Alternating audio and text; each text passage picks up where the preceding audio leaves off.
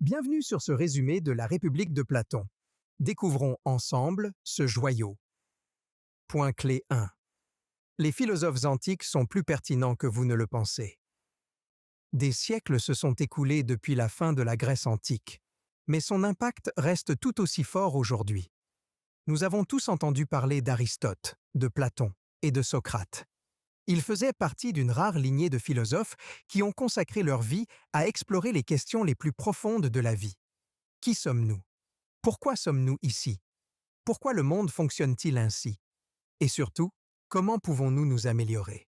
De nombreux philosophes des époques ultérieures ont été attirés par la sagesse durable de la Grèce antique, notamment en réponse à la montée des dictatures du XXe siècle. Les idées de leurs prédécesseurs étaient intemporelles.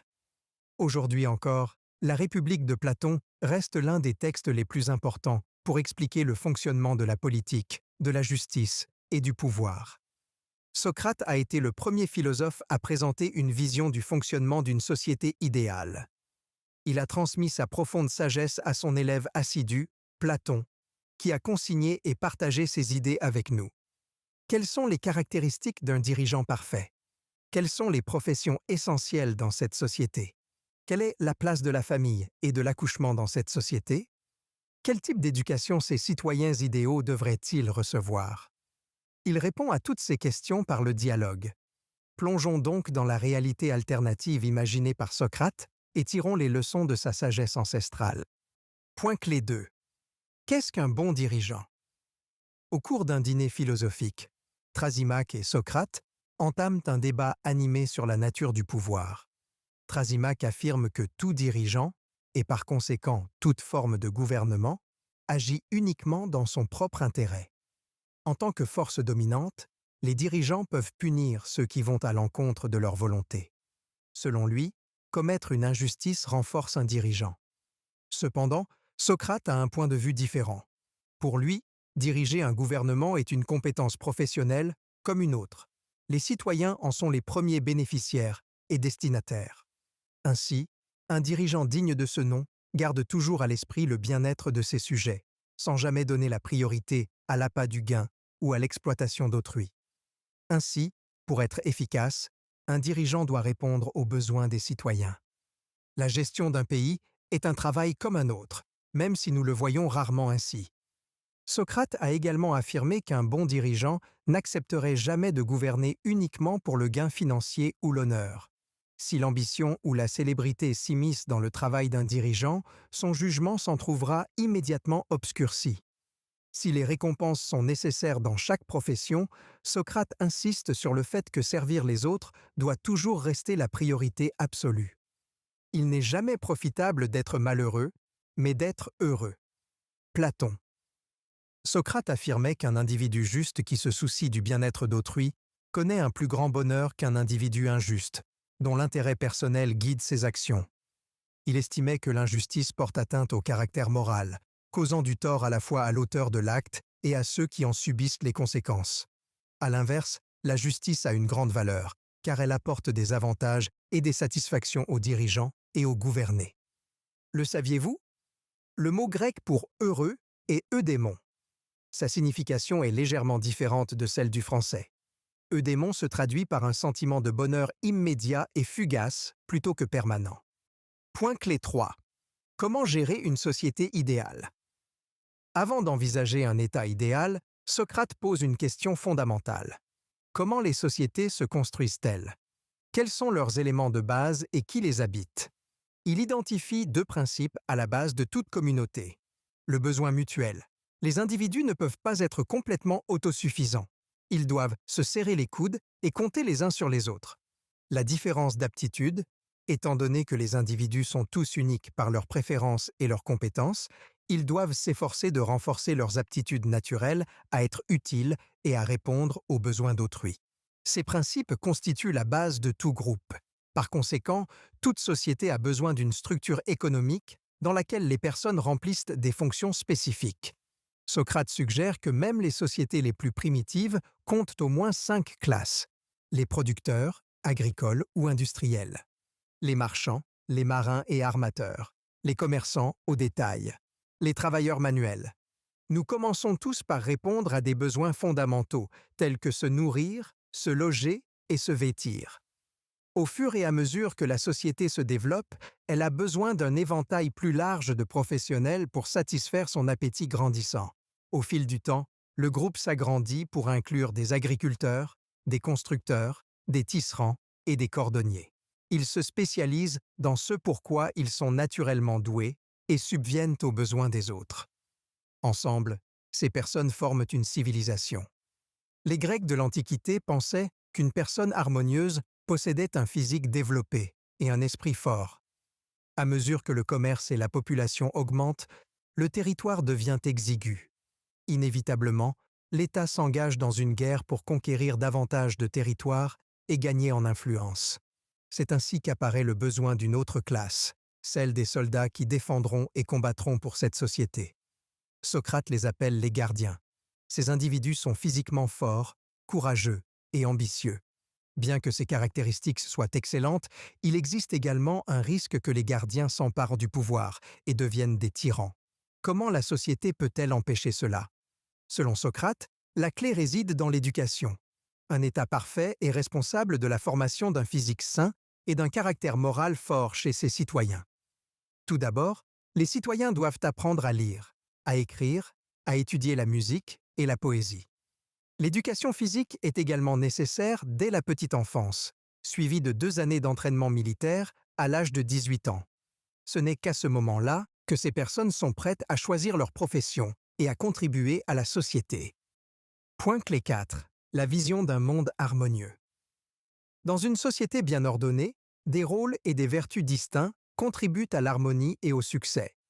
Dans la vision de Socrate, un état idéal est possible lorsque chaque citoyen remplit son rôle unique.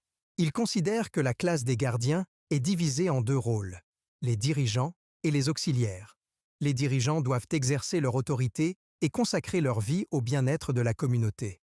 Inversement, les auxiliaires assurent la sécurité et l'ordre de l'État sous les ordres des dirigeants. Chaque action des dirigeants est destinée à bénéficier à l'ensemble de la communauté, et ils doivent donc se consacrer entièrement à cette mission. Socrate suggère qu'ils mènent un style de vie austère et qu'ils possèdent des biens privés ou des liens familiaux étroits. Sinon, leurs intérêts risquent d'éclipser le bien public. De même, les auxiliaires jouent le rôle de protecteurs et sont à l'abri des abus de pouvoir tyranniques. Dans cette société idéale, seule la 3e classe peut posséder des biens. Cependant, l'État doit les surveiller en permanence, afin d'éviter les extrêmes de richesse et de pauvreté. L'armée de l'État assure la sécurité extérieure, mais sa véritable force réside dans son système éducatif. L'éducation est le socle sur lequel les valeurs, les vertus et la structure de la société sont préservées. Elle promeut 4 valeurs centrales. La sagesse émane de dirigeants compétents. Le courage est le trait de caractère des auxiliaires braves. La discipline découle de l'harmonie entre toutes les classes. La justice est le principe fondamental qui garantit que chacun contribue à la société en fonction de ses capacités naturelles. Socrate établit un parallèle entre la structure de l'État et l'âme individuelle en proposant 3 éléments correspondants: la raison, le désir et l'esprit. Comme l'État, chaque individu possède ces éléments à des degrés divers, ce qui crée un mélange complexe de motivation et d'action. La partie rationnelle gouverne, la partie spirituelle défend et aspire, et la partie désirante cherche à s'épanouir. L'harmonie au sein de l'individu reflète la justice qui peut être instaurée dans la société au sens large. Tout comme la santé est préférable à la maladie, une société juste, fonctionnant grâce à l'harmonie et aux vertus de ses membres, est intrinsèquement supérieure à une société corrompue. Cette allégorie est un rappel intemporel. La force d'une communauté réside dans son unité. Toute société prospère et juste commence par l'effort individuel. Point clé 5. Qu'en est-il de l'égalité des sexes? Mais comment les rôles des hommes et des femmes et la famille s'intègrent-ils dans cette société idéale? Socrate affirme que les hommes et les femmes sont égaux. Bien que biologiquement différents, ils peuvent partager les mêmes responsabilités. Les 2 sexes doivent exercer les mêmes métiers et recevoir une éducation identique. Les critères pour devenir les gardiens de cette société dépendent du mérite et des capacités plutôt que du sexe. Les femmes capables de réflexion philosophique et possédant les qualités requises sont dignes de ces rôles, au même titre que les hommes. La force physique diffère entre les deux sexes, mais tous deux ont un potentiel inhérent pour devenir gardiens. La société s'épanouit lorsqu'elle maximise le plein potentiel de tous ses membres, quelle que soit leur orientation sexuelle. Cette société parfaite réimagine également la guerre. Elle intègre les femmes dans les rôles militaires et expose activement les enfants aux réalités de la guerre dès leur plus jeune âge. L'objectif est de favoriser l'émergence d'une communauté unifiée et résistante, capable de lutter contre les envahisseurs étrangers et les menaces extérieures. Cela ne ressemble-t-il pas à ce que nous recherchons au XXIe siècle? L'idée radicale suivante, qui date de l'époque de Socrate, pourrait bien changer la donne. Socrate propose d'éliminer complètement la famille au sens privé du terme et les structures familiales traditionnelles. Dans cette société, les enfants sont retirés à leurs parents dès la naissance et élevés en commun par des institutions publiques. Les hommes et les femmes ne se marient jamais et ne s'accouplent que pour engendrer de nouveaux citoyens. En outre, l'État réglemente l'accouplement par le biais de procédures et de festivals spéciaux. Cette mesure audacieuse vise à éliminer les distractions familiales et à orienter l'énergie des citoyens vers la communauté. À mesure que les citoyens vieillissent, les règles s'assouplissent et ils sont libres de choisir leur partenaire, en privilégiant les intérêts de l'État par rapport aux désirs individuels. Par exemple, si un enfant naît en dehors d'une union autorisée ou est jugé inapte selon les normes de la société, l'État ne lui permet pas de vivre. Bien que cette méthode soit choquante au regard des normes modernes, de telles mesures reflètent la quête incessante de Socrate pour la perfection de la société. Point clé 6. Pourquoi nous vivons tous dans une illusion? La caverne de Platon montre de manière frappante à quel point la perception humaine est limitée. Imaginez des prisonniers enchaînés au mur d'une grotte obscure depuis leur enfance. Derrière eux, un feu brûle, projetant les ombres d'objets transportés sur une passerelle surélevée. Pour ces prisonniers, ces ombres sont la seule réalité qu'ils connaissent, et ils croient que ces silhouettes sont tout ce qui existe. Il ne faut jamais cesser de remettre en question ces croyances pour rester ouvert d'esprit. Soudain, un prisonnier est libéré et contraint de se tourner vers le feu et les objets. La lumière les éblouit, et les objets qu'il voit maintenant semblent moins réels que les ombres familières. L'adaptation à la nouvelle réalité est encore plus difficile lorsqu'un prisonnier sort de la grotte et découvre la lumière du soleil pour la première fois. Au début, il ne peut regarder que des reflets ou des ombres, mais peu à peu, il peut regarder des objets réels. Enfin, il peut regarder directement le soleil, qui régit tout ce qu'il voyait auparavant dans la grotte.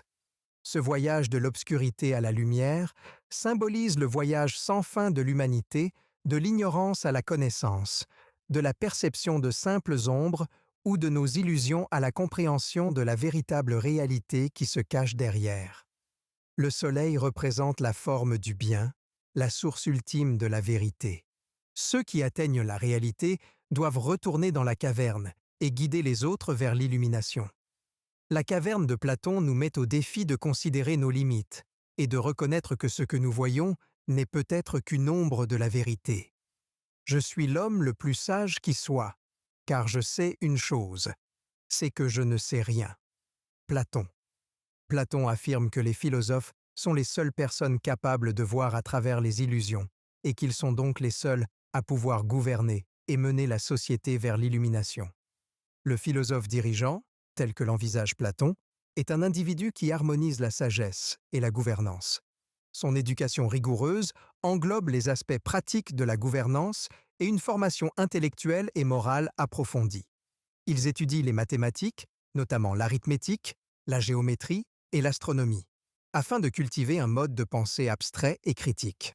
En plus d'être des penseurs profonds, les philosophes sont aussi des êtres éthiques qui incarnent les vertus qu'ils prêchent. Le pouvoir n'est pas leur premier intérêt. Ils s'efforcent plutôt de construire une société juste et moralement saine. En somme, les philosophes sont les gardiens de la sagesse et du bien-être de l'État. Point clé 7. Une plongée dans les sociétés imparfaites. Pour construire une société parfaite, il faut connaître les sociétés imparfaites ou défaillantes. Platon décrit les 4 grands types de citoyens façonnés par l'ordre de cette société. La timarchie. Cette société est guidée par l'honneur et la guerre, avec des qualités qui rappellent l'ancienne Sparte. Les dirigeants sont choisis pour leurs compétences militaires plutôt que pour leurs capacités intellectuelles. Cette société fonctionne sur la base de conflits permanents, et ses citoyens choisissent donc comme dirigeants des individus plus simples et orientés vers la guerre. Dans une timarchie, l'ambition prend le pas sur la sagesse, et la poursuite de l'honneur conduit à un conflit interne au sein de la société. L'oligarchie. La richesse est le principal critère de pouvoir et de respect dans une oligarchie. Elle crée un fossé entre les riches et les pauvres, ce qui conduit à une société où les riches règnent et où les pauvres souffrent.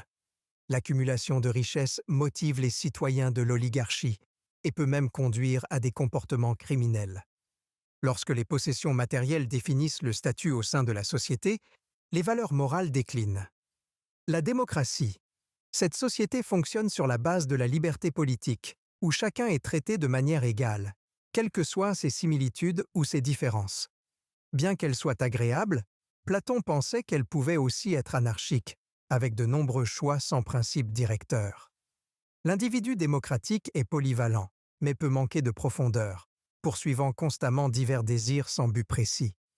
Dans une telle société, une liberté excessive conduit à un manque de direction et de but. La tyrannie. La plus déplorable de toutes, la tyrannie permet l'ascension d'un dirigeant unique qui devient un despote.